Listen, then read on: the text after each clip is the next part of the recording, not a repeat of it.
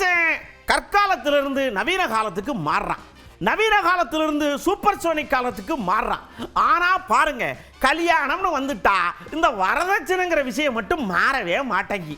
மக்களெல்லாம் கூப்பிட்டு ஏன் இந்த இதுல மட்டும் மாற்றமே வர மாட்டேங்கி, எல்லா இடத்துலையும் மாறுறீங்கட, இங்க ஏன் மாற மாட்டேங்க, ஏகப்பட்ட பிரச்சனையாகுது, உசுரை கூட விட்டுறாங்க, இதுக்கு என்ன தீர்வுன்னு கேட்டா சொல்லியிருக்காங்க.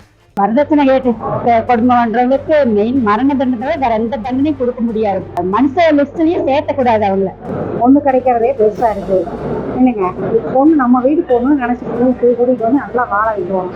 உனக்கு குழந்தை படுத்துக்குறா, உன்னோட அட்ரஸ் அவ கொடுக்குறா, அவளுக்கு ஏன் நீ அவளை கொடுமைப்படுத்துற? அதனால பெண்கள் ரொம்ப அவங்க அம்மா அப்பா தான் ரொம்ப சிரமப்படுறாங்க. அது ரொம்ப வன்மையா பெண்களாகி நாங்கள் சந்திக்கிறோம். பொண்ணு இப்பதான் வந்துச்சா, ஏமா வந்துச்சு, என்ன காரணம்னு கேட்டு மனசு கஷ்டப்படுத்துவாங்களோன்னு இதனாலேயே பெண் பிள்ளைகள் தான் பெற்றோர்கிட்ட சொல்ல மறந்துடுறாங்க. உடனடியாக தண்டனை ஒரு 3 மாதம் 6 மாதம் தண்டனையை கொடுத்தாலே இது குறையறதுக்கான வாய்ப்புகள் ஏற்படும். என்ன மாதிரி தண்டனை கொடுக்கணும்னு நினைக்கிறீங்க? அவங்க தூக்குல தான் போடணும். வரதட்சணை இல்லாம பண்ணணும். ஒண்ணு, இந்த கொடுமைப்படுத்துறவங்க லைஃப் லாங் வெளியேறணும். அவங்களெல்லாம் இதை விட மிச்சமா கொடுமை தூக்குல போடணும். கவர்மெண்ட் வந்து ஒரு முடிவு எடுத்தே ஆகணும். அவங்களுக்கு கண்டிப்பா தூக்கு தண்டனை ஏதாவது கொடுத்தாதான் அது சரி வரும்.